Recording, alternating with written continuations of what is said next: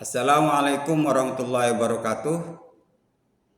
Pagi ini saya akan membaca ulang tulisan yang pernah dimuat di Jawa Pos Januari 2015 tentang meneladani kesalehan Nabi. Tulisan ini didorong oleh perayaan yang selalu diperingati saban tahun, yaitu kelahiran Nabi. Kita menyebutnya Maulid atau di Malaysia disebut Maulidur Rasul. Perayaan ini bagi saya secara pribadi sangat membekas karena di masa-masa bulan Rabiul Awal ada banyak tetangga yang menggelar perayaan ini dengan mengundang jirannya untuk datang.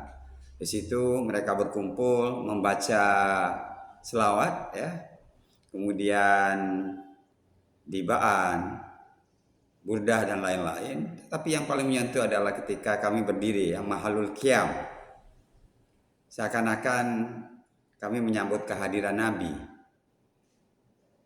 Di satu sisi seperti kita ketahui, Nabi tidak boleh divisualisasikan, termasuk kemudian dibuatkan patung. Tapi pada sisi lain, kita selalu membaca selawat agar dia hadir.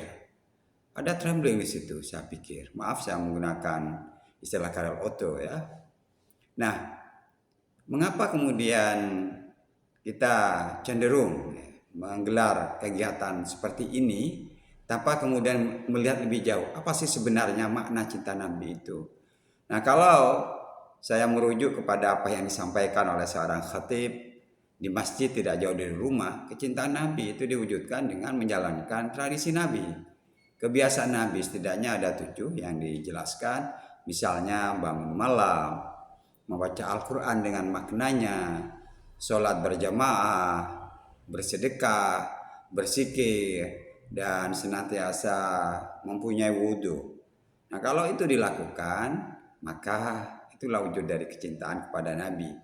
Nah, kecintaan tentu saja tidak lahir dari ruang kosong. Dia memerlukan pengenalan yang dalam. Oleh itu, maka sewajarnya kita membaca karya-karya kisah Nabi, ya. Misalnya Ibnu Hisham, ya. Kemudian Ibn Ishaq yang menulis tentang Sirah Rasul dan Sirah An-Nabawiyah, yang menurut saya ini adalah karya monumental yang dirujuk oleh banyak orang ketika ingin melihat dari dekat apa sih sebenarnya yang terjadi dalam keseharian Nabi. Nah, tentu saja bacaan seperti Karen Armstrong misalnya, seorang perempuan sarjana dari Jerman yang menulis menurut saya sangat baik dan menyentuh biografi Nabi Muhammad. Karya ini sudah diterjemahkan ke dalam bahasa Indonesia. Saya membaca versi terjemahannya yang diterbitkan oleh Jendela. Ya. Di sini bahasanya lebih segar. Maksudnya dia relevan dengan tantangan baru. Misalnya di salah satu halaman beliau menanyakan apakah perang itu bermoral atau tidak, ya, apalagi dilakukan oleh seorang nabi. Nah, menarik jawabannya karena beliau menjelaskan bahwa ketika seorang pembaharu datang melihat kehancuran moral masyarakatnya, kepemimpinan yang rakus dan eksploitatif, maka tata baru, ya, itu harus ditegakkan dengan, saya tidak menyebutnya kekerasan sebenarnya, ya, tetapi perang memang tidak terelakkan. Ya, tentu saja hari ini sebagai pasifis saya tidak akan melakukan perang atas nama agama misalnya, apalagi negara, ya. Nah, ketika kita tahu bagaimana mencintai Nabi, maka sebenarnya ada banyak kisah-kisah yang menurut saya keseharian, ya. Misalnya Nabi digambarkan melakukan sholat malam berjam-jam. Kemudian Aisyah bertanya apakah ini perlu dilakukan oleh seorang Nabi. Kemudian Nabi Muhammad menukas itu adalah bentuk kesyukuran.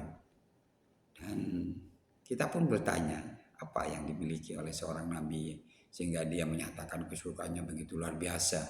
Padahal kita lihat rumahnya sederhana, perabotnya terbatas dan terkait dengan keperluan keseharian.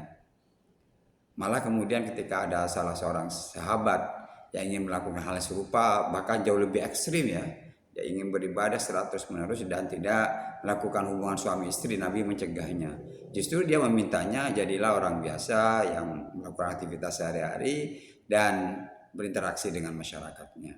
Nah, apa pesan dari tulisan ini? Jelas bahwa Nabi adalah sosok teladan, uswah yang kerap kali disalahfahami ya, oleh masyarakat karena ada kecenderungan membaca selawat sebanyak mungkin sehingga kehilangan apa ruh dari pembacaan itu. Bagi saya adalah intensitas.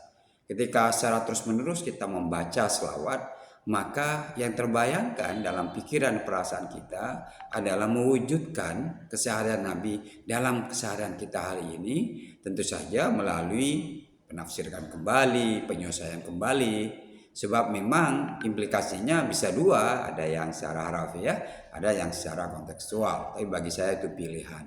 Bahkan secara harafiah pun masih membawa kebaikan-kebaikan. Mudah-mudahan tulisan ini mampu mendorong kita untuk merayakan kelahiran Nabi jauh lebih utuh. Wassalamualaikum warahmatullahi wabarakatuh.